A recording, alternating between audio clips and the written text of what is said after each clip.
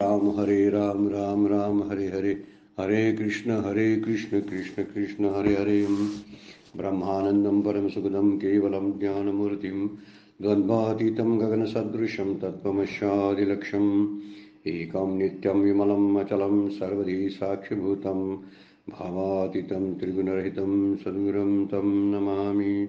नमामि सद्गुरु शान्तं सच्चिदानन्दविग्रहं पूर्णब्रह्मपरानन्दैशम् आनन्दीवल्लभं सद्गुरो सच्चिदानन्दं केवलं करुणाकरं ज्ञानयोगेश्वरं वन्दे ज्ञानदेवापनापनम्. अलङ्कापुरी पुण्यभूमि पवित्रा तिथे नांदतो ज्ञानराजा सुपात्रो तया आठविता महापुण्यराशी. नमस्कार माझा सद्गुरु ज्ञानेश्वराशी. सर्व संतांना वंदन, सद्गुरूंना वंदन, ज्ञानेश्वर माऊलींना वंदन, आपल्या सर्व श्रोत्यांना वंदन करून आजच्या चिंतनाला प्रारंभ करूया. कालच्या चिंतनामध्ये 461 नंबरची ओवी 6व्या अध्यायातील याच्यापर्यंत विचार करत आलेलो होतो. आणि वर्णन करताना माऊलीने हा दिव्य अंजन घातलेला आणि असा पायाळू आणि भाग्यवान जो पुरुष असतो त्याला जसं पाताळातल्या धनाचा पत्ता लागतो तसं सद्गुरूंनीच कृपादृष्टी करून एक वेगळी दृष्टी द्यावी लागते, परमार्थाची दृष्टी द्यावी लागते. त्यावेळी त्या दृष्टीनं एखादा भाग्यवान असलेला पूर्व पुण्याई ज्याचं पूर्वसंस्कार आणि संचित शिल्लक आहे असा जो आहे त्यालाच हे आत्मज्ञानाचं धन सापडू शकतं असा एक दृष्टांत दिलेला होता. खरं बघायला गेलं ते दुर्भेद आहे आणि ते दुर्भेद असलेलं गुरुगम्य मात्र आहे. ते गुरुगम्य असलेलं त्याला प्रयत्नाशिवाय सहज शक्य होतं आणि सहजपणाने समाधी जी आहे ती समाधी त्याला जवळची होते. समाधी त्याला सहजासहजी प्राप्त होते. त्यासाठी स्वतंत्र अष्टांग योगाची साधना त्याला पुन्हा करावी लागत नाही असा विचार माऊलीने त्या 461 नंबरच्या ओवीपर्यंत सांगितलेला होता. त्यामुळं त्याला योगाभ्यास करावत नाही, कारण त्यांचं अंगभूतच जे असतं तो सराव म्हणलेला आहे. माऊली काय म्हणते, ऐसे नेनो काय अपैसे तया तीच किजे अभ्यासे समाधी घर पुसे माणसाचे. त्याला शोधत येते समाधी, त्याला समाधीचा स्वतंत्र अभ्यास करावा लागत नाही. याचा विचार परत त्याचं आणि वर्णन कसं केलेलं आहे बघा. जाणे जे योग पिटीचा भैरव काय हा आरंभ हेरंबाचा गौरव की वैराग्य सिद्धीचा अनुभव रूपाला. हा योगभ्रष्ट जणू जो आहे तो योगपीठावर उभा असलेला भैरव दैवत आहे. खंदारकर महाराजांनी त्याचा अर्थ केलेला आहे. तो जणू भैरव दैवत आहे किंवा योगारंभीच्या गौरवशाली प्रथम पूजनीय गणपतीचा मोठेपणा आहे. गणपतीचा अर्थ दिला आहे किंवा वैराग्यतेचा अनुभव जणू काय आकाराला आलाय असं वर्णन माऊली त्यामध्ये करतात. म्हणजे इतरांना हा योगेश्वर दिसतो. योगेश्वराचा दुसरा अर्थ भगवान शंकर असा आहे.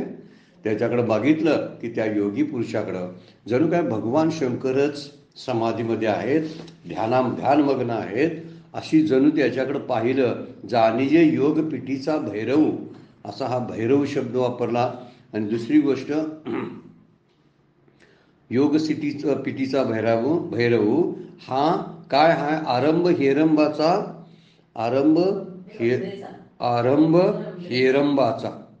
आणि आरंभ रंभेचा असे दोन पाठ आपल्याला बघायला मिळतात. खंदारकर महाराजांच्या ज्ञानेश्वरीमध्ये आरंभ हेरंबाचा गौरव असा शब्द वापरलेला आहे. काही ज्ञानेश्वरीमध्ये आरंभ रंभेचा गौरव असा शब्द वापरलेला आहे.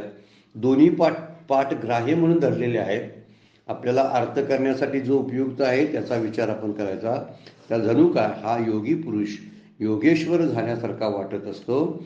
जणू काय हा भगवान शंकरच भूतलावर उतरलाय की काय असं त्याच्याकडे बघितलं तर वाटतं. आरंभरंभा एक शब्द वापरलेला आहे. त्याचा अर्थ करताना आदिमाया असा अर्थ केलेला आहे. म्हणजे आदिमायेनं तिचा गौरव करून याच्या रूपाने अशी योगमूर्ती तयार केली की काय. आरंभ रंभेचा गौरव जणू काय आदिमायेनंच त्याला कृपा केलेली आहे त्याच्यावरती आणि त्यामुळं तो असा योगी पुरुष बनलेला आहे. त्या आदिमायेनं तिचा गौरव करून या योगी पुरुषाच्या रूपानं अशी योगमूर्ती तयार केलेली आहे आणि तिचा गौरव आदिमायेकडून झाला. अशा ठिकाणी असा एक अर्थ त्यामधून काढलेला आहे. किंवा आणि दुसरी गोष्ट, याच्या रूपानं काय म्हणतात, वैराग्य सिद्धीचा अनुभव रूपा आला. जणू काय वैराग्याची जी प्राप्ती आहे ते रूपानं मृत्युमंत वैराग्य आकाराला आलं. याच्या दृष्टीकडे बघितलं की वैराग्य कसं, तर याला पाहून बघावं वैराग्य कसं असतं ते. आपण असे महान सत्पुरुष आपण पाहून गेलो, पुराणामध्ये पण आहेत. आता अलीकडील काळामध्ये सुद्धा काही संत होऊन गेलेत की त्यांच्याकडे पाहिलं की किती वैराग्य असायला पाहिजे, त्याचा विचार त्यांच्याकडे पाहून कळतो. म्हणून माऊली बोलतात, तो वैराग्य सिद्धीचा अनुभव रूपा आला. म्हणजे जणू काय वैराग्य सिद्धीचा अनुभवच आकाराला जणू काय आलाय की काय, असं त्याच्याकडे पाहून वाटतं. हा योगी पुरुष जो जन्माला आलेला असतो त्याच्या. हा संसार उमानिते माप की अष्टांग सामुग्रीचे द्वीप, जैसे परिमळेची धरी जे रूप चंदनाचे. आणखीन त्याचे लक्षण सांगायला सुरुवात केली बघा. हा पुरुष म्हणजे जणू काय संसार मोजण्याचं जणू काय मापच आहे. म्हणजे कसा संसार असावा तो त्याच्या वागण्याकडे बघून, संसाराला किती महत्त्व द्यावं हे त्याच्या वागण्याकडे बघून आपल्याला कळेल. म्हणून संसार उमानिते माप, उमानिते म्हणजे मोजण्याचं माप आहे. किंवा अष्टांग सामुग्रीचे दीप. अष्टांग सामुग्री कोणती आहे, यम नियम आसन प्राणायाम ही जे आहे ध्यानधारणा, या अष्टांग योग जे आहेत त्या अष्टांग योग सामुग्रीचं जणू काय द्वीप म्हणजे बेटच आहे. द्वीप शब्दाचा अर्थ आहे बेट. काही काही ठिकाणी दीप शब्द पण आलेला आहे, पण काही ठिकाणी द्वीप शब्द आलेला आहे. जैसे परिमळेचे धरी जे रूप चंदनाचे, जणू काय सुगंधानं चंदनाचं रूप धरावं. त्याच्याकडे बघितलं की वर्णन कसं केलेलं आहे बघा, की त्याच्याकडे पाहिलं की योगी म्हणजे हा संसार मोजण्याचं माप आहे. संसार किती करावा, त्यात किती रस घ्यावा आणि त्यातून अलिप्त कसं व्हावं हे योगी पुरुषाकडून बघूनच शिकावं. आपण ही जीवनमुक्त माणसांच्याकडे पाहून विचार करावा की ती संसाराला किती महत्त्व देतात आणि आपण किती संसाराला महत्त्व देतो. आपल्या दृष्टीनं संसार हा प्रायोरिटी झालेला आहे आणि देव हा पार्ट टाईमचा उद्योग आहे. करत असतील ते थोडेसे जे देव देव देव आणि भक्ती भक्ती साधन म्हणून जे करतात ते पार्ट टाईम आहे. आणि फुल टाईम आमचं काय चालू आहे, फुल टाईम संसार चालू आहे. त्यामुळं संसाराला फार महत्त्व देणं हे आपल्याकडून होतं. पण संसाराचं माप कसं करावं, संसार किती करावा, त्यात किती रस घ्यावा, त्याला खरा किती मानावा, त्याच्यातून अलिप्त कसं व्हावं हे ठरवण्याचे साधन कोण असतील तर हे आहे. कोण, हे योगी पुरुष. हा संसार उमानिते माप, या शब्दावरून भरपूर आपल्या लक्षात येतं की हा संसाराचं मोजपट्टी जी आहे ती मोजपट्टी ठरवतात. आमच्याकडे मोजपट्टी नाही. आपण जसं जमेल तसं विस्तारित रूपानं व्यापकतेने प्रपंच करत असतो. तिथं आपल्याला कुठे मर्यादा नसते. पण याचं कसं असतं, संसार कसा करावा, किती करावा, त्यात किती रस घ्यावा, त्याला किती खरं मानावं, त्यामुळे संसाराला किती महत्त्व द्यावं हे याच्याकडे बघूनच आपल्याला कळतं. आणि मग समजायला लागेल की आपल्याकडे, म्हणून म्हटलेलं आहे वरती दिले ना, वैराग्य सिद्धीचा अनुभव रूपाला. खरं वैराग्य हे संसाराचं आणि विषयांचं वैराग्य त्याच्याकडे असतं. आणि म्हणून त्यानं संसाराला मोजलेला असतो. त्याने संसाराचं खरं स्वरूप ओळखणारा तो आहे असं म्हणण्याचा अर्थ आहे. उमानिते माप म्हणजे संसाराचं खरं स्वरूप त्यानं ओळखलेलं आहे. आपणही संसाराला ओळखला आहे पण खऱ्या स्वरूपात ओळखलेला नाही. आपण कसा ओळखतो, त्याच्या खोट्या, त्या आपल्याला खरापणा त्याचा अजून कळलेला नाही. खरा कसा आहे तो मिथ्यात्व रूपानं आपल्याला अजून संसार कळलेला नाही. म्हणून आम्हाला खरं रूप त्याचं कळत नाही. आम्हाला मिथ्यात्व रूपाने जेव्हा कळेल त्यावेळी तो खरा आहे आणि सत्य रूपाने भगवंत कळेल त्यावेळी भगवंत कळेल. दोन गोष्टी विचार घेतल्या तर लक्षात येते आपल्याला की मिथ्यात्व आहे, संसारामध्ये मिथ्यात्व आहे असं निश्चय करून संसाराकडे पाहावं. हे या योगी पुरुषाकडून आपण शिकू शकतो. योगी पुरुषानं त्याचं माप ठरवलेलं आहे. केवढ्या मापाचा असला पाहिजे. आपण जे ठरवतोय ना, काही वेळा औषधाची मात्रा देताना त्याचं माप ठरवलेलं असतं. काय आहे बाटली औषधाची म्हणून आपण तोंडाला लावत नाही आणि अर्धी बाटली संपवत नाही. तर त्याचं 5 ml किंवा काय 10 ml काय ते ठरलेलं असतं. तेवढंच माप घ्यावं लागतं. तसा संसार मोठाच्या मोठा आपल्या समोर आहे, मग त्यातलं केवढं घ्यावं? जेवढी मात्रा ठरलेली आहे तेवढंच घ्यावं ना. आत्ता आपण काय करतोय? मात्रा नाही, संपूर्ण ते औषधच तोंडात घालायला लागलोय एका वेळी. जे महिनाभर संपवायचं आहे ते एकाच दिवसामध्ये आपण संपवायला लागलेलं आहे. तसाच विचार इथं घेतला तर संसार केवढा करावा, त्याला काहीतरी काहीतरी बंधन घालणं फार गरजेचं आहे.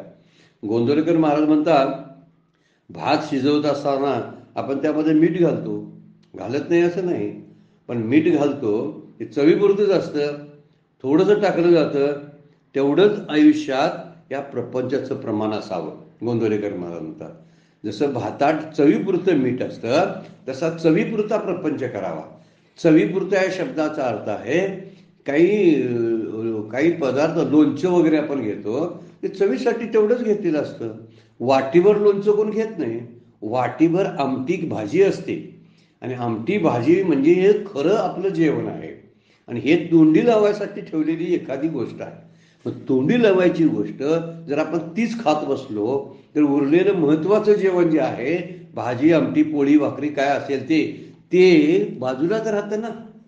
म्हणून तो जर विचार जर केला, गोंदवलेकर महाराज म्हणतात त्याप्रमाणे संसार चवीपुरता करावा, म्हणजे तोंडी लावण्यापुरता करावा.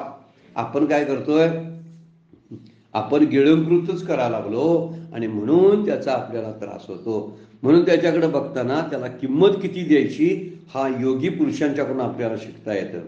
म्हणून आपल्या जीवनामध्ये गोंदवलेकर महाराजांचं आणखीन एक वाक्य आहे बघा, आपल्या जीवनामध्ये शौचकूपाला जेवढं महत्व आहे, शौचकूप म्हणजे टॉयलेटला जेवढं महत्व आपण आपल्या रोजच्या जीवनामध्ये रोजच्या प्रक्रियेमध्ये देतो तेवढंच महत्व आपल्या प्रपंचाला आपण द्यावं.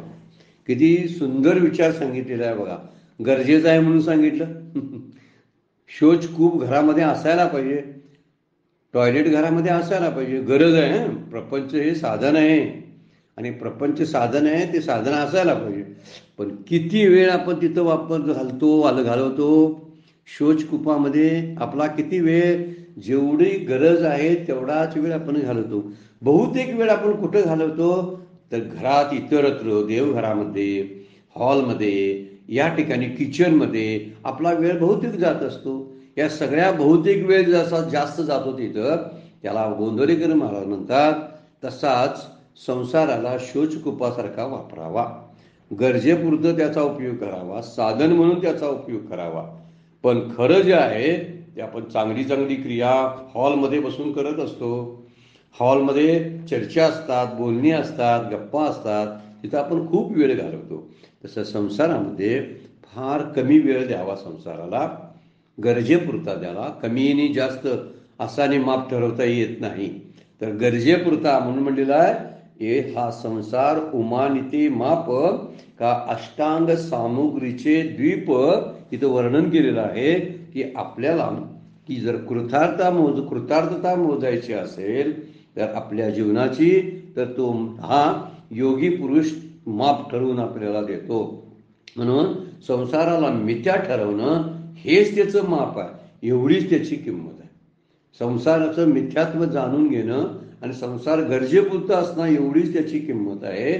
म्हणून हा अष्टांग सामुग्रीचे दीप ज्याला म्हणलेला आहे ते अष्टांग योगाचं बेट आहे हे पुरुष. म्हणजे अष्टांग योगाचं बेट म्हणजे बेट कुठं असतं? चहूबाजूनी पाणी आणि मधी जमीन, त्याला द्वीप किंवा बेट म्हणतात. तर हे बेट आहे अष्टांग योगाचे बेट आहे. म्हणजे बेटाभोवती सागर आहे, तो संसार सागर आहे. मध्ये जे बेट आहे, द्वीप आहे, त्या द्वीपाभोवती असणारा जो आहे तो संसाराचा सागर आहे. आणि त्या पाण्यापासून संसार सागरातल्या किती अलिप्तता ठेवावी, फार मोठा संसार पसरलेला आहे. मला त्याची काही गरज आहे का? काहीच गरज नाही. मी सगळ्याचा विचार करतो, त्यामुळं मला अष्टांग योगाचा विचार करता येत नाही. ह्या योगी पुरुष मात्र कशा आहेत? अष्टांग योगाचं बेट आहे. म्हणजे जर आपल्याला काय शिकायचं असेल तर त्यांच्याकडेच बघून शिकावं लागेल. आणि या बेटामध्ये संसार सागर आहे, त्यापासून अलिप्तता किती जपायची हे ठरवावी लागते. ह्यालाच माप म्हटलेलं आहे. त्या संसारापासून अलिप्तता किती जपायची हे ठरवलं पाहिजे. अनेक विचार मांडलेला आहे. जैसे परिमळेची धरी जे रूप चंदनाचे, जणू काय सुगंधानं चंदनाचं रूप घ्यावं, त्याप्रमाणे याच्या योग स्थितीनं जणू शरीराचं रूप धारण केलेलं असतं. खरं बघायला गेलं तर दिसायला शरीर दिसतं, पण म्हणतात काय, सुगंधानं चंदनाचं रूप घ्यावं त्याप्रमाणे त्याचं आहे. त्यामुळे हा सुगंध कसला आहे, ज्ञानरूपी सुगंध आहे. आणि त्यांच्या सहवासात गेलं की त्याचा पत्ता आपल्याला लागतोय. चंदनाचे हात पायही चंदन, संतांचं वर्णन केले तुकोबाने. हे चंदनासारखे असतात आणि चंदनासारखं असल्यामुळं त्यांच्या सगळ्या क्रिया, हात पाय चंदन, सगळ्या त्यांच्या क्रिया ज्या असतात त्या सुगंध, ज्ञानरूपी सुगंध देणाऱ्या असतात. त्यांचा सहवास, त्यांचं बोलणं ऐकणं, त्यांचे ग्रंथ अभ्यासणं, त्यांच्याकडे पाहत राहणं, त्यांना स्पर्श करणं, हे सगळ्या गोष्टी ज्या आहेत त्या आनंददायी आहेत. त्या सुगंध म्हणजे ज्ञानाचा सुगंध देणारे आहेत. तसा हा योगी पुरुष आहे. आपण श्रीगुरूंच्या सहवासात गेलो किंवा एखाद्या जीवनमुक्त पुरुषाच्या सहवासात गेलो की हा अनुभव येतो. म्हणजे त्यांचं दर्शन, त्यांचा स्पर्श, त्यांचा कटाक्ष जो असतो तो कटाक्ष, त्यांनी बोललेली दिलेली उपदेशपर वाक्य किंवा त्यांनी लिहिलेले ग्रंथ सगळे जे असतात ना हे ज्ञानच देणारे असतात. तुका म्हणे काय म्हटलेलं आहे, पाहता अवगुण मिळेच ना. संतांच्या ठिकाणी कुठल्याही प्रकारचा अवगुण मिळत नाही. म्हणून त्यांना म्हणलंय जणू काय सुगंधानं चंदनाचं रूप घ्यावं, तशी याची काया असते, तशी याचं शरीर असतं. त्यामुळे ज्ञानरूपी सुगंधाचं हे जणून सगुण रूपड आहे असा उल्लेख माऊली यामध्ये करतात. याचा विचार यामध्ये सांगितला आहे. काही ठिकाणी दीप असा शब्दप्रयोग पाठ ज्ञानेश्वरीमध्ये आहे. अष्टांग सामुग्रीचे दीप श्यामकडे वर्णन करताना म्हटलेलं आहे. दीप म्हणजे योग साधना कशी असावी, संसाराला कसं लेखावं, संसाराला केवढं महत्व द्यावं हे सांगणारे ते दीपस्तंभ आहेत. संसार सागरातील दीपस्तंभ आहेत ते. थोडक्यात काय म्हणता येईल त्याला, ते संसार सागरातील दीपस्तंभ आहे. जर आपण दीप असा पाठ घेतला तर असा त्याचा अर्थ लावला पाहिजे. पण बहुतेक ज्ञानेश्वरीमध्ये द्वीप असाच शब्द वापरलेला आहे. काही ठिकाणी जर दीप असेल तर त्याचा अर्थ काय होतो, हे संसार सागरामध्ये मार्गदर्शन करणारे दीपस्तंभ आहेत. जसे सागरामध्ये दीपस्तंभ लावलेले असतात जहाजांना मार्गदर्शन करण्यासाठी, तसंच हे सुद्धा आपल्याला संसार किती करावा, वैराग्य काय करावं, परमार्थाचा विचार कसा करावा हे सांगणारे दीपस्तंभ आहेत. फार सुंदर विचार केलेला आहे की संसाराला किती महत्व द्यायचं हे योगी पुरुषांच्याकडून, ज्ञानी पुरुषांच्याकडून आपल्याला कळतं. त्यामुळं ही आत्मज्ञानी चौकडी, संत जे माझी रुपडी तेथे दृष्टी पडो आवडी कामिनी जैशी, म्हणून त्यांचंच ऐकावं. हरपले अपना ते पावे, ते संतान ते पाहता घेवसावे, म्हणून वानावे ऐकावे त्याची सदा. हरपले म्हणजे संसाराला अधिक महत्व देऊन आपण अज्ञानामध्ये पिचत आहोत, दुःखामध्ये आपण गटांगड्या खात आहोत. आणि हे जर यातून बाहेर पडायचं असेल तर संसाराचं महत्व कमी करायला पाहिजे. संसाराचं महत्व केलं कमी की आपोआप शांती यायला सुरुवात होते. त्याचाच अर्थ भगवत प्राप्ती आहे. शांती मिळाली ना तर त्याचाच अर्थ मोक्ष किंवा आनंद आणि भगवंताचं दर्शन असा होतो. पण संसाराला अधिक महत्व दिल्यामुळं आपल्याला भगवंताचं महत्व कळेनासं झालेलं आहे. आता हितवर्णन तेच आहे. ते म्हणतात काय की ते संसाराचा आणि ते माप त्यांनी माप लावून दिलेलं आहे आणि त्यानुसारच करावं. तैसा संतोषाचा काय घडीला की सिद्धी भांडारावून काढीला, दिसे तेने माने रुढला साधक दशे.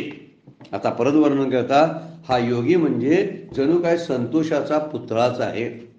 समाधान जर शोधायचं असेल ना तर जीवनमुक्त पुरुषांच्या जवळ बसलं तरी कळतं, की त्यांच्या सहवासात आलं तरी कळतं, त्यांच्या ग्रंथांच्या सहवासात आलं तरी कळतं. त्यामुळे सगळे संत जे आहेत त्या संतांचा सहवास अतिशय श्रेष्ठ दर्जाचा आहे. जरी ते देहानं आता नसले तरी सुद्धा, बरेचसे संत देहानं नाहीत, नसले तरी त्यांनी लिहून ठेवलेलं तत्वज्ञान मात्र त्यांची संगत आपल्याला प्राप्त करून देतं. ज्ञानोबांच्या संगतीत यायचं असेल तर ज्ञानेश्वरीच्या संगतीत यायचं, तुकोबांच्या संगतीत यायचं असेल तर त्यांची गाथा अभ्यासासाठी ठेवायची, चिंतनासाठी ठेवायची. आपोआप आपण त्यांच्या सहवासामध्ये येतो. तसा हा योगी संतोषाचा पुतळा जणू काय आहे आणि सिद्धीच्या भांडारघरातून बाहेर काढला आहे असं काय वाटतं. आणि त्या मानानं बघितलं तर तो साधक शेतच योग्यतेने वाढलेला दिसतो. विचार करायला गेलं तो साधक अवस्थेमध्ये दिसतो. अजूनही साधना करत असतो. साधना करणं ही त्याची गरज नाही, तर दुसऱ्यांना मार्गदर्शन करण्यासाठी साधनेची तो काय करत असतो, साधना दाखवत असतो. त्यामुळे जणू काय अष्टमहासिद्धी ज्या आहेत त्या सिद्धीतूच्या खजिन्यातून हा काढलेला जणू काय संतोषाचा पुतळा आहे असं त्याच्याकडे बघितलं वाटतं. संतुष्ट सततम योगी यथात्मा दृढ निश्चया असं वर्णन भगवद्गीता त्याचं करते. किती संतुष्टता बघायची असेल तर ती संतांच्याकडे जाऊन बघायला पाहिजे. योगी पुरुषांच्याकडे संतुष्टता जी असते ती आपण संतुष्ट नसतो म्हणून आपण अस्वस्थ असतो, त्यामुळं आपल्याला संसार दुःखरूप वाटतो. म्हणून संतुष्टता हे एक फार मोठं वरदान आहे बरं का. हे गुरुकृपा किंवा ईश्वर कृपेनेच प्राप्त होतं. बरेचशा माणसांना काहीच त्यांच्या मनासारखं होत नाही, काही मनासारखं होत नाही. होत नाही म्हणजे जे होते ते त्यांना मनासारखं बरं वाटत नाही. म्हणून एक गोष्ट केली पाहिजे की जे होते ते मनासारखं करून घ्यावं, त्याला समाधान म्हणतात. आपल्या मनासारखं व्हावं असं कधी म्हणायचं नाही. तर जे होतंय ते आपल्या मनाला चांगलं वाटून घ्यायचं, जे आहे ते बरोबर आहे असं समजून ते स्वीकारायचं, म्हणजे मग समाधान टिकून राहतं. हे समाधान टिकण्याचा उपाय शास्त्र आपल्याला सांगतं. म्हणजे समाधानाचा पुतळा कोण आहे तर हे योगी पुरुष आहेत. जणू काय सिद्ध भांडारातून काढलेला हा पुतळा आहे. अष्टमहासिद्धीतून बाहेर काढलाय की काय, कारण त्यांना सगळ्या सिद्धी प्राप्त झालेल्या असतात पण सिद्धीचा वापर ते करत नाहीत, हा भाग वेगळा. म्हणून तेसे तेने माने रुडला साधक दशे, पण दिसताना मात्र तो साधक दशेमध्येच आहे की काय असं वाटत असतं. अजूनही साधक दशेमध्ये आहे असं वाटत असतं, कारण त्याची साधना असते, मार्गदर्शन असतं, ग्रंथांचे लिखाण चालू असतात आणि यामुळं वाटतो तो योगी पुरुष हा सामान्यच आहे. पण त्याच्यातली असामान्यता नजरेला यायला आपणही असामान्य व्हायला पाहिजे, तरच आपल्याला कळेल. म्हणून समाधान म्हणजे काय हे त्याच्याकडे बघून आपण शिकू शकतो. असा तृप्तीच्या रसातून तो बाहेर काढल्यासारखा वाटतो. तृप्तीचा जणू रस आहे आणि त्यामधनं बुडवून जसा बाहेर काढला जातो एखादा, तशा पद्धतीचा तो वाटतो. असा अष्टमहासिद्धीतून बाहेर आलेला, संसार सिद्धीच्या भांडारघरातून बाहेर काढला आहे असा जणू तो संतोषाचा पुतळा असतो. म्हणून संतुष्टता बघायची असेल, समाधान ते दर्शन. निळवरायांचा अभंग फार सुंदर आहे. भगवंताचं दर्शन म्हणजे समाधान आहे. ज्याला समाधान प्राप्त झालं त्याला जगामध्ये काही अप्राप्त राहत नाही, कारण त्याला काय नकोच असतं. समाधान या शब्दाचा अर्थ आहे काही नको. आणि काही नको असं ज्यावेळी स्थिती होते त्यावेळी सगळीच अस्वस्थता संपते ना. मला हे पाहिजे, असं व्हायला पाहिजे, तसं व्हायला पाहिजे, असं व्हायला नको पाहिजे, तसं व्हायला नको पाहिजे. ह्या गोष्टीमध्येच माझं समाधान मी हरवून जातो. संतांच्याकडे म्हणावे म्हणून वानावे ऐकावे त्याची सलाह. आपल्याकडून हे समाधान गमवलेलं आहे, आपण हरपलेलं आहे आमच्याकडून. हरपले आपणा ते पावे, ते काय करावे, संतान ते पाहता घेसावे. माझ्याकडून गेलेलं समाधान कुठंतरी नाहीसे झालं आणि समाधानाने शांती गमवल्यामुळं माझी अस्वस्थता पाचवीला पुजलेली आहे. माझ्या रात्रंदिवस मी तळमळतो. कशासाठी? देवासाठी कोण तळमळतोय काय? नाही. म्हणजे सुख पाहिजे म्हणतो पण सुखासाठी प्रयत्न करत नाही. गंमत कशी आहे बघा.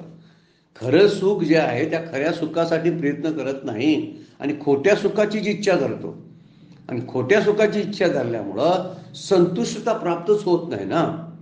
आणि जे योगी पुरुष आहेत ना ते खऱ्या सुखाच्या पाठीमाग असतात. त्याला सर्व सुख, आत्मसुख, महासुख असे शब्दप्रयोग शास्त्रानं वापरलेले आहेत. त्या खऱ्या सुखाच्या नादाला ते लागलेले असतात, तोच विचार करत असतात आणि खोट्या सुखाकडे ते पाहतच नाही.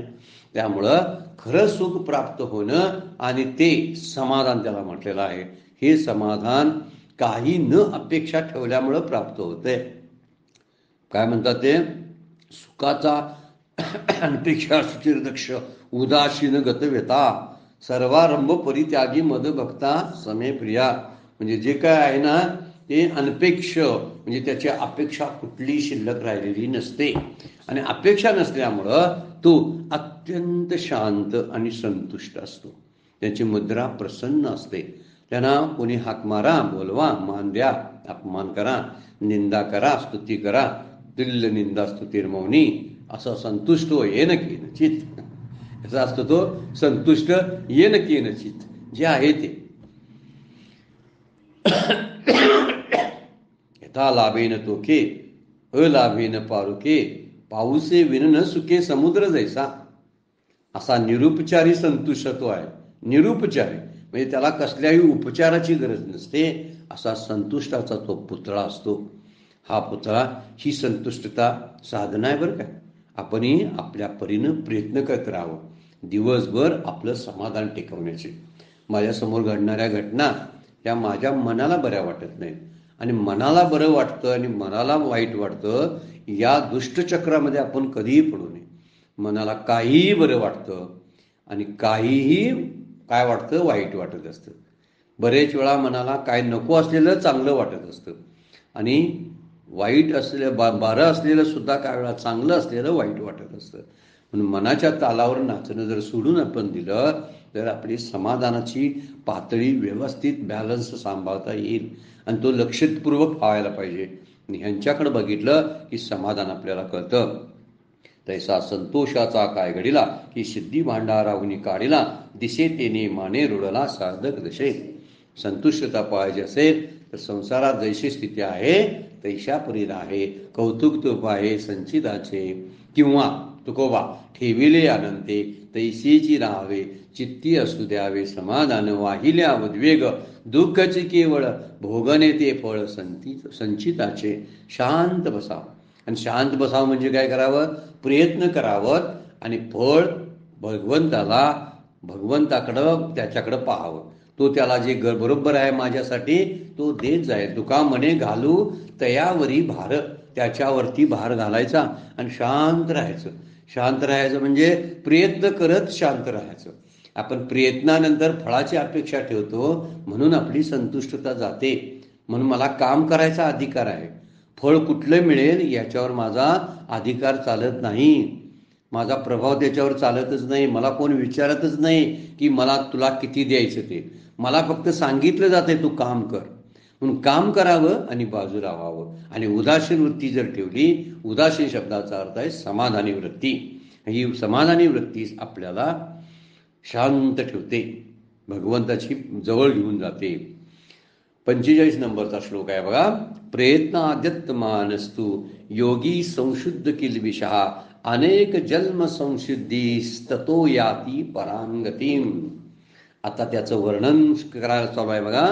पूर्वजन्मात केलेल्या प्रयत्नापेक्षा सुद्धा आत्ता या जन्मामध्ये तो अधिक प्रयत्न करणारा असतो, कारण त्याला मागच्या जन्मीची चूक समजलेली असते.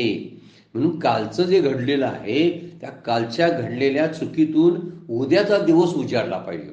तुका म्हणे करा काय, नित्य नवा दिस जागृतीचा. रोजचा दिवस हा जागृतीचा असावा.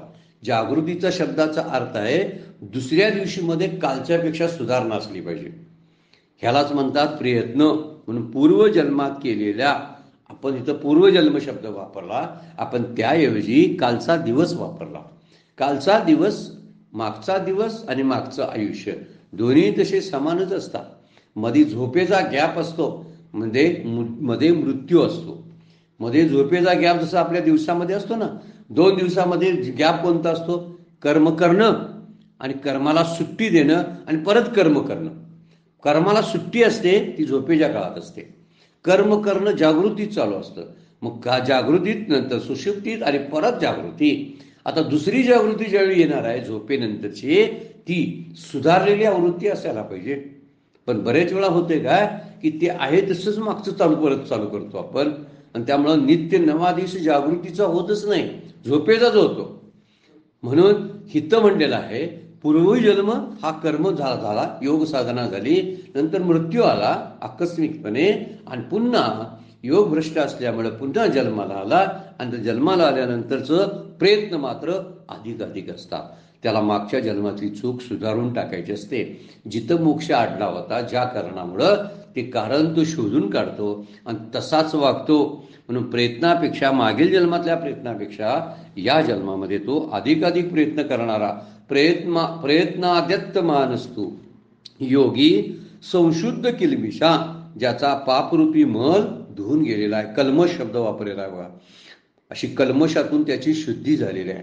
अंतःकरण शुद्धी होणं म्हणजे पाप निघून जाणं. अंतःकरण शुद्धी पाहिजे. बऱ्याच वेळा पापाच्या वेगवेगळ्या कल्पना, चोरी केली ही पाप आहे, पण त्याचं अंतःकरण जर शुद्ध असेल तर काय माहिती असते आपल्याला? माहीत नाही. पण बऱ्याच जणांचे अंतःकरण गढूळ असतात, पण कर्म मात्र काहीच करत नाहीत.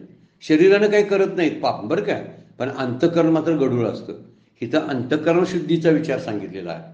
आणि ह्या अंतःकरण शुद्धी त्याची पापरूपी मल धुवून गेलेला असतो. आणि अनेक जन्माच्या संस्काराने आणि पुण्याने ज्या अधिकार संपन्न झालेला असतो, असा योगी ब्रह्मज्ञान झाल्याने त्या मोक्षरूप अशा परमगतीला प्राप्त होतो. असा श्लोकाचा असा अर्थ आहे. अनेक जन्म संसिद्धीस ततो याती परामगती, त्या परागतीला प्राप्त होतो. परामगती म्हणजे तर परमगती, मोक्षरूप परमगतीला प्राप्त होतो. पूर्वजन्मापेक्षा या जन्मात अधिक प्रयत्न करणारा. नंबर 2, ज्याचा पापरूपी मल कल्मश धुवून गेलेला आहे. नंबर 3, त्यानं अनेक जन्माच्या संस्काराने आणि पुण्याने अधिकार प्राप्त करून घेतलेला आहे. आणि शेवटी असा योगी मोक्षरूप परमगतीला प्राप्त होतो. 3 गोष्टी सांगितलेल्या आहेत आणि त्या 3 गोष्टीवर विचार करायला आपल्याला मिळतो. प्रयत्नादत्त मानस्तु योगी संशुद्ध किलमिषा अनेक जन्म संसिद्धी ततो याती परांगती. आणि असाच जो पूर्वजन्मापेक्षा यावेळचे कष्ट त्याचे थोडेसे अधिक वाढतात. मागच्या जन्मात प्रयत्न केले पण त्या हातातून संसार नव्हे, तो मोक्षफळ सुटलेलं असतं. संसाराची एखादी सूक्ष्म वासना शिल्लक राहिल्यामुळं हा मोक्षरूप फळ सुटलेलं असतं. आता तो विचार करतो की पुन्हा नाही हे करायचं, कितीही काय करू दे. विश्वामित्रांना नंतरच्या 3ऱ्या टप्प्यामध्ये, 3ऱ्या जन्मामध्ये त्यांना काय झालं की पुन्हा जेव्हा ती साधना करायला लागले तेव्हा साधनेमध्ये केर कचरा सुद्धा त्याच्या अंगावरती स्वर्गातून टाकला होता विश्वामित्रांच्या, ऋषींच्या. पण त्यावेळी त्यांनी विचार केला, हा केर कचरा टाकायला लागलेत म्हणजे मला माझ्या साधनेपासून बाजूला करण्याचा प्रयत्न चालू आहे. आत्ता मला सावध व्हायला पाहिजे. का? मागच्या वेळा एकदा रंभेनं, एकदा उर्वशीनं मला चलित केलं, म्हणजे माझी साधना घसरून टाकली. आता नाही, आता मी सरळ शांत होणार आणि माझी साधना. आता जरी इंद्रदेवासारख्या देवाने केर कचरा त्याच्यावर अंगावर टाकला, का? शांतीभंग व्हायला पाहिजे म्हणून. म्हणजे पहिल्यांदा कोण एक आली अप्सरांना, तिनं काम जागृत केला विश्वामित्रांचा. दुसऱ्यांदा एखादी अप्सरा आली, त्याने क्रोध जागृत केला. ती हावभाव करायला लागल्यावर त्यांच्या लक्षात आलं, मागच्या माझ्या साधनेमध्ये अशीच आली होती.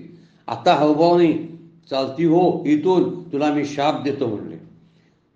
त्यावेळी ती अप्सरा म्हणली, तुम्ही शाप द्यावा आणि क्रोधित व्हावं यासाठीच मी असं केलं होतं. आणि क्रोध झाल्यामुळं सगळं पुण्य नाहीसं झालं आणि त्यापासून ते विचलित झाले, योगभ्रष्ट झाले. आणि म्हणून 3ऱ्या टप्प्यामध्ये जेव्हा त्यांनी साधना केली, म्हणजे असे 12 वर्ष दोन्ही टप्प्यामध्ये गेले. 12 वर्ष काम इच्छेतून गेले आणि क्रोधातून 12 वर्षी वाया गेली. पण शेवटची वर्ष त्यांनी काहीही ठरवलं होतं की आता काही नाही, आता क्रोधाला आणि कामाला बळी पडायचं नाही. आणि म्हणूनच ते नंतर ब्रह्मर्षी झाले. हिथं जे सांगितलेलं आहे ना, पूर्वजन्मापेक्षा त्यांना जन्म कळत असतो म्हणून ते अधिक प्रयत्न करतात. आणि असे त्यामुळं त्यांचा पापरूपी मल सगळा धुवून गेलेला असतो, अगोदरच गेलेला असतो तसा. त्यामुळे अनेक जन्माच्या संस्कारानं त्यांच्यावर एक अधिकार संपन्न झालेला तो पुरुष असतो. आणि त्यामुळं अधिकार प्राप्त झाल्यामुळं मोक्षरूप परमगतीलाच तो प्राप्त होतो. माऊली याच्यावरती काय बोलतात आपण बघूया. जे वर्ष शताची या कोडी, जन्म सहस्त्राची या आडी, लंघिता पातला थडी आत्मसिद्धीची.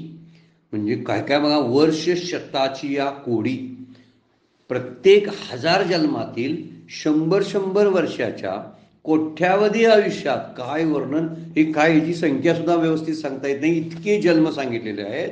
त्यात त्यानं थोडं थोडं निष्काम कर्म साठवलेलं असतं.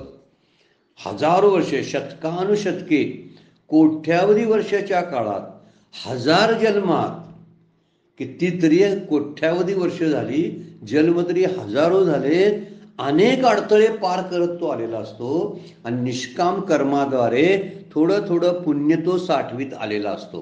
म्हणून मोक्ष प्रतिबंधक उल्लंघन करीत, जे जे प्रतिबंध आहेत त्याचं उल्लंघन करीत तो आत्मसाक्षात्काराच्या तीराला येतो. माऊली कसं भाषांतर करतात बघा त्याचं.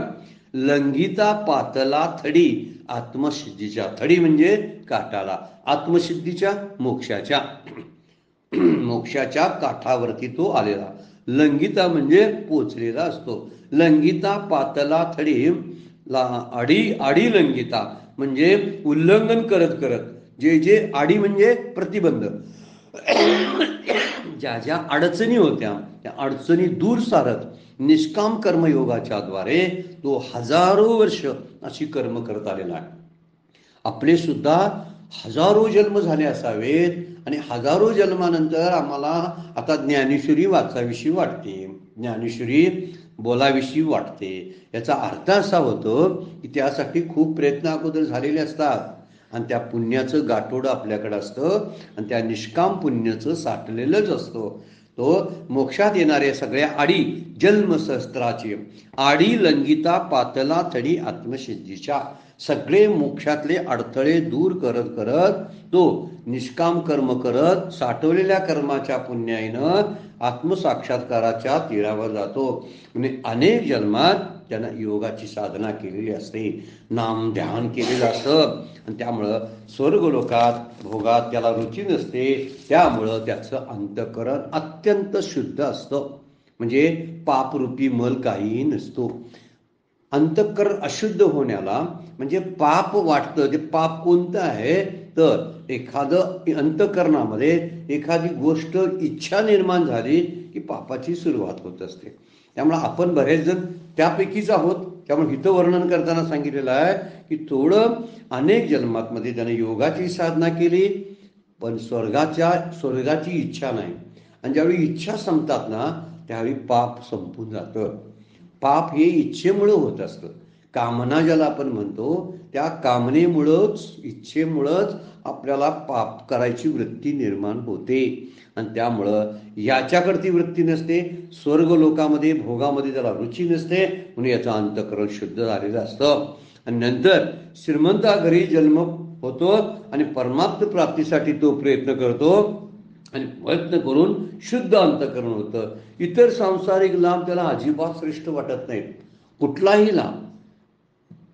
यम लब्ध्वाच अपरम लाभम मन्यते अधिकम तथा, मागचा श्लोक 6व्या अध्यायातलाच आपण बघितलेला आहे. या लाभापेक्षा दुसरा कोणताही लाभ आत्मलाभापेक्षा त्याला वाटत नाही. या सुखापेक्षा कुठलंही विषय सुख त्याला प्रभावित करत नाही. हा मुद्दा त्यातला महत्वाचा आहे. विषय सुखामुळं, विषय सुखाच्या आकर्षणामुळे तो विचलित होत नाही. आणि विषय सुखाची आकर्षणं म्हणजे मोठ्यात मोठी संकटच असतात ती. म्हणून या लब्धांचं अपरम लाभम मन्यते नाधिकम तथा यस्मिन स्थितो, काय म्हणतात, दुःखेनं गुरुनापी विचारते. गुरुनापी विचारते म्हणजे मोठ्यात मोठं संकट जरी आलं तरी तो विचलित होत नाही. का तर त्याला ती संकट भीती दाखवत नाही. तो अशा एका पिंजऱ्यामध्ये असतो, आत्मज्ञानाच्या पिंजऱ्यामध्ये असतो की त्याला त्या किल्ल्यामध्ये असताना भीतीच वाटत नाही. त्यामुळे तो निवांत असतो.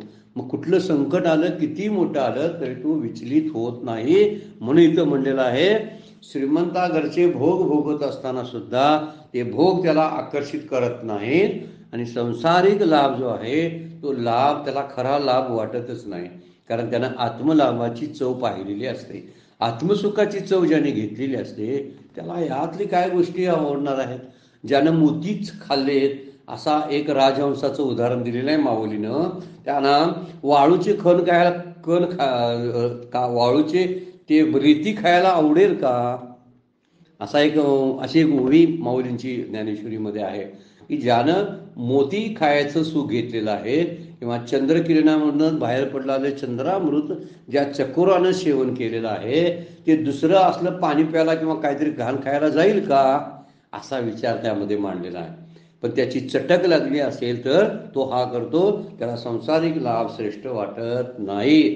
त्यामुळे या जन्मामध्ये तो अधिक अधिक अधिक प्रयत्न वाढवतो आणि अधिक प्रयत्न करून पुढे जातो आणि निरंतर सावधपणानं. आता आपण विश्वामित्राचं उदाहरण त्यासाठीच घेतलं होतं की अशा काही घटना घडतात साधना करणाऱ्यांच्या आयुष्यामध्ये की त्यांना विचलित करू शकतात. आणि विचलित करायला लागलं की समजायचं आपली साधना चांगली चालू आहे. कोणतरी असे विचलित करणारे प्रसंग घडतात ना, त्यावेळेस समजायचं खरंच आपण तिथंपर्यंत निघालो होतो म्हणूनच कोणतरी खेचायला लागले. जे जातच नाहीत त्यांना कोण खेचायला जाईल सांगा बघू, काही संबंध नाही. म्हणून आपली ती प्रगतीच असते. एकदा परमपूज्य आमच्या सद्गुरूंना मी प्रश्न विचारला होता, आपण इतरांचा मत्सर आणि द्वेषाला बरेच वेळा बळी पडत असतो. खूप लोक मत्सर करणारे द्वेष करणारे आपल्याला जाणवत असतात. त्यावेळी त्याचा अर्थ कशाबद्दल ते मत्सर करत असतील, तर त्यावेळी त्या मत्सर करण्याबद्दलचा त्यांचा मत्सर आपण करू नये. तर त्याऐवजी काय करावं, ते मत्सर आणि द्वेष करतात या अर्थी आपण कुठेतरी प्रगतीवर आहोत. प्रगतीवर असल्यावरच असूया निर्माण होते त्या व्यक्तीबद्दल. आणि त्यामुळे त्याचाच विचार आपण करावा. आपली प्रगती थांबवू नये, आपली वाटचाल थांबवू नये. ते द्वेष आणि मत्सर करणारे नेहमी असणारच आहे. त्याच्या पुढे पुढे आपल्याला जाता आलं पाहिजे, प्रयत्न वाढवता आले पाहिजे, सावध राहता आलं पाहिजे आणि सर्व प्रतिबंध विचारानं दूर करून या स्वरूप सिद्धाच्या पहिलं तीरावर आपल्याला यावं लागेल. म्हणजे मोक्षरेखेला भाग्य विनटला असं माऊलींची उभी आहे. मोक्षरेखा म्हणजे इथं पातला थडी आत्मसिद्धीच्या, तिथंच तो टोक्यावर जाऊन पोचलेला असतो. अनेक जन्माचं साधन वर्ष शताची या कोडी, जन्म सहस्त्राची या आडी, लंघिता पातला थडी आत्मसिद्धीचा. असा हळूहळू प्रयत्न करत तो आत्मसिद्धीपर्यंत जात असतो. वेळ संपलेली आहे, आपल्याला थांबावं लागतं. आजची सेवा सद्गुरूंच्या चरणी भगवान ज्ञानेश्वरांच्या चरणी अर्पण करून विराम घेऊया. पुंडलिक वरदाहरी विठ्ठल श्री ज्ञानदेव तुकाराम.